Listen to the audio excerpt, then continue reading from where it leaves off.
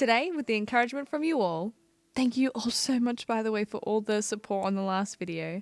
I will be showing you how to make free custom clothing options and hair presets on a free art program and vroid.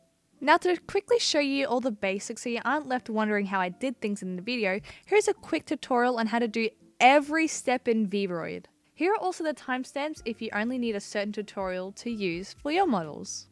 Disclaimer, this model has no nipples. Why? I don't vibe with them. Step 1 on creating custom clothing is to first access the custom clothing option on either one-piece or two-piece items. Just so it's clear, every step that I'm doing here can be translated and done step by step for every other clothing item or texture. When creating a custom clothing item from scratch, you'll have to choose between an array of different clothing item bases. An important thing to note here is if you choose to make a custom clothing item from scratch, there's only either 1 or 2 layers that you can design on. And this can be tricky if you want to have multiple layers and like a shirt, a jumper, and then a jacket on top. You'll have to probably use an already pre-existing clothing item or just texture onto your character's skin. After choosing your item of clothing, there are 2 techniques that you can use in terms of texturing: the eyeballing method or hatch and patch. Eyeballing is just drawing the design in an art program without any guides and fixing it on the model, or just drawing it in the software itself, like I've done in this design. Hatch and patch, however, is drawing the rough sketch in vroid and then exporting and doing all the proper details in the art program. A bit of a tip when designing outside of vroid is that you can export the guides of each piece of clothing item to help see your margins in your art program. Importing and exporting are very easy as long as you know where you're putting your items. Just remember to export out of your art program with transparency on. Even if you don't, it's okay. We all have our moments. I do it from time to time.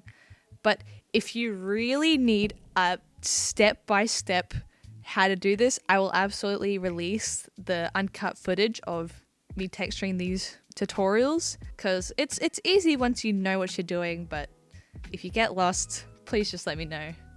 Now, as for hair is still something I'm trying to understand, so if this tutorial isn't full or anything like that, please go look for another hair tutorial, but I'll probably update this in a year or 2, so stay tuned for that. Now, with vroid's new update, it's a lot easier to create new hairstyles as there is a multitude of options and base designs that you can go for. Even if you aren't 100% sold on a hairstyle, you can change and move it to suit your desired look. But if you're going to be brave and just raw dog it and just create a hairstyle from scratch, you should start to learn the basics of building a hairstyle. Freehand and procedural hair guides are the 2 that you can choose from when creating a guide for your hair. Freehand is easy as you can draw everything yourself, whereas procedural group is a certain amount of hairs generated onto a hairnet. You can move and shape the net to look however you like and even rotate and scale it. Now let's get modeling, shall we? First up, as always, I had to create the inspiration, the reference models. Again, using Piccrews, I decided to go and make 2 models, one more masculine model and one more feminine, just so you can all see the extent and variety custom items that can be done.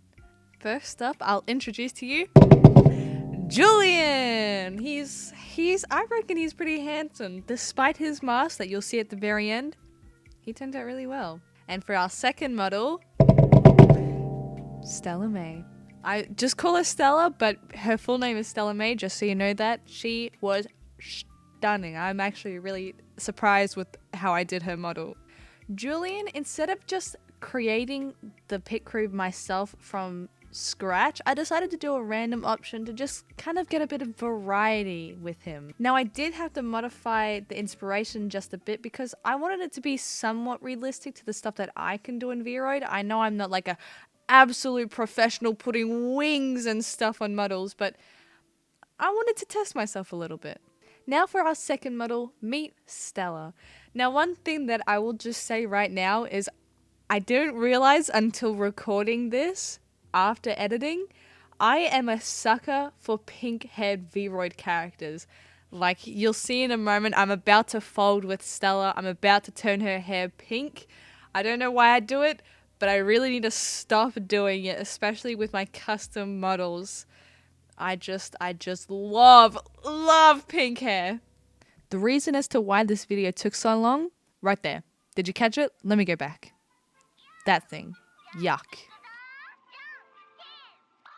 Now as for Julian's model, I wanted him to have that really masculine look. I haven't done a proper man sort of face. Like I have Greg's model and I also have Dalian, but Dalian is just Dahlia with a few masculine features. So with Julian, I tried my best. I don't think it was really true to the reference photo. The reference photo was helpful, but vroid is still quite limited in its scales. Now one thing you'll notice when doing these models is I like to do the face textures in vroid, because I think vroid is just really good. Like doing the face in vroid is so easy. You just need to kind of find the stuff that you do. I like doing the noses my certain way. They kind of look too realistic, but I think they're cute. Now as for his scar, you can see me struggling. I'm just absolutely trying to get that dark sort of look, but I got there. And also with lips trouble me. Lips trouble me just a little bit too much.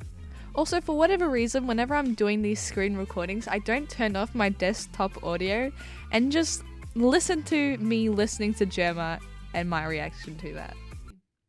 Eat what the under the sea we under the sea. Do I know any of the lyrics? Anyway, back to it now. Now as for Julian's outfit, I was trying to choose something that had a lot of layers, as I said in the beginning of the tutorial. Choosing an item with custom clothing that has enough layers for what you're trying to design is quite difficult. So I just went with this simple, already pre-existing item and tried to make a kimono.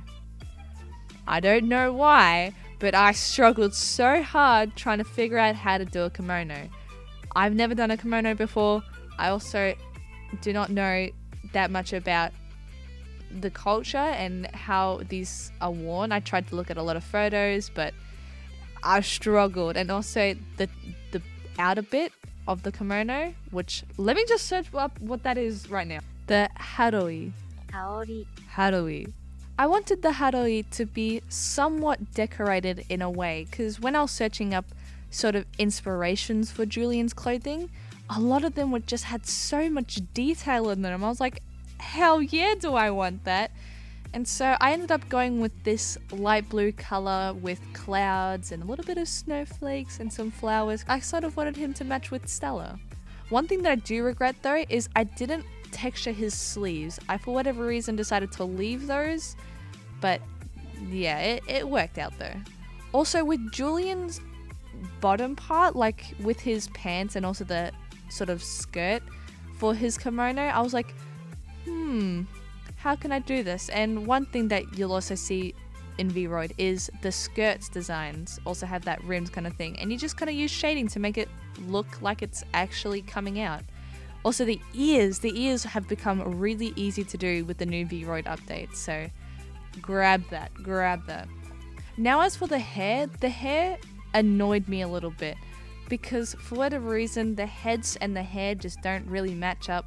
And also texturing hair is sort of easy, but also not really.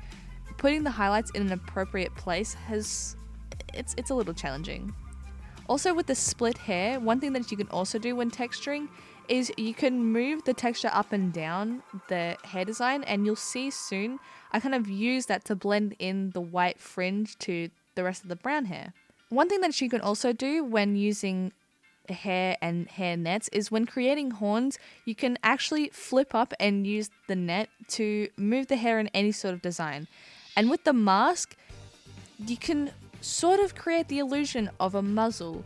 And this is the first time I've done something like a mask, so it's gonna look hella basic. Like this is a dollar store mask, if anything. This is not authentic at all. I didn't do any shading, any highlights or anything. I just wanted to get it over and done with.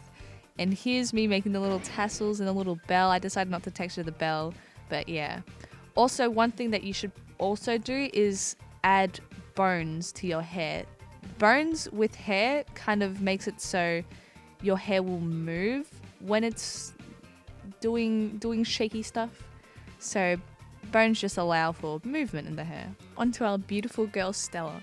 Now, something I did with Stella's model is I only textured in vroid. The only part of her model that I didn't texture in vroid was her hair. Hair is pretty easy to do outside of vroid, because if you want to do smudging stuff, do it outside of vroid. But with her model, I just did all the texturing inside of vroid. If you do it over and over, you'll get used to it, and it's pretty easy.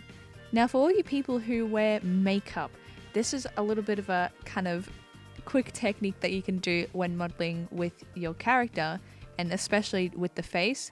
Contour where you would contour, and also put highlight where you would highlight, because you can see here it kind of works. Her forehead is a little shiny, but we can get used with that. Now with her makeup, her eyeshadow, I didn't really know what I was doing, so I just kept it sort of one continuous color. And also her lip bugged me because I didn't know how to make it look right.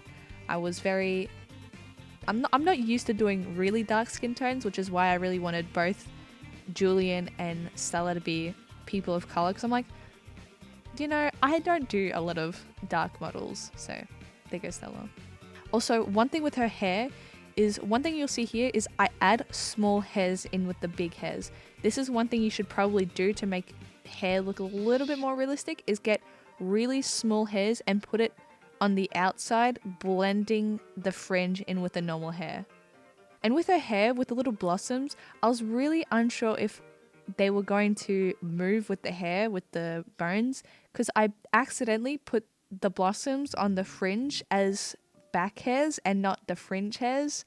So if you understand that, you'll understand my absolute huzzah knowing that my fringe didn't move too much and messed with the blossoms. Now, one thing that you'll see me doing here is I'm making an earring out of hair. Now, this is something that you can easily do, though it is a little difficult mapping it all out. If you're going to have hanging earrings like I'm doing for Stella right here, you'll have to probably apply bones to it, otherwise it's just going to be a stiff mess just hanging there. You can also do different types of earrings like studs and all that kind of stuff, but for Stella, it was hanging earrings. Also, one thing that you'll see me doing here with the dress is I don't do any shading, so dare me for not doing that. But the dress was really simple. It's just a skin tight dress and she looks really lovely. And that's about it. So thank you so much for watching this video. I know it's a little bit longer than everything else that I have done, and I don't think the tutorials were as flushed out as I want them to be. So stick around, because I am thinking of making a really action-packed, going through everything step-by-step tutorial in the future, because I just don't want anyone to leave these videos being like, I understand that, but I don't know how to do it. Because understanding is one thing, but being able to perform it is another. So I'm sorry if my tutorials suck in this video. I will make a better one. Trust me.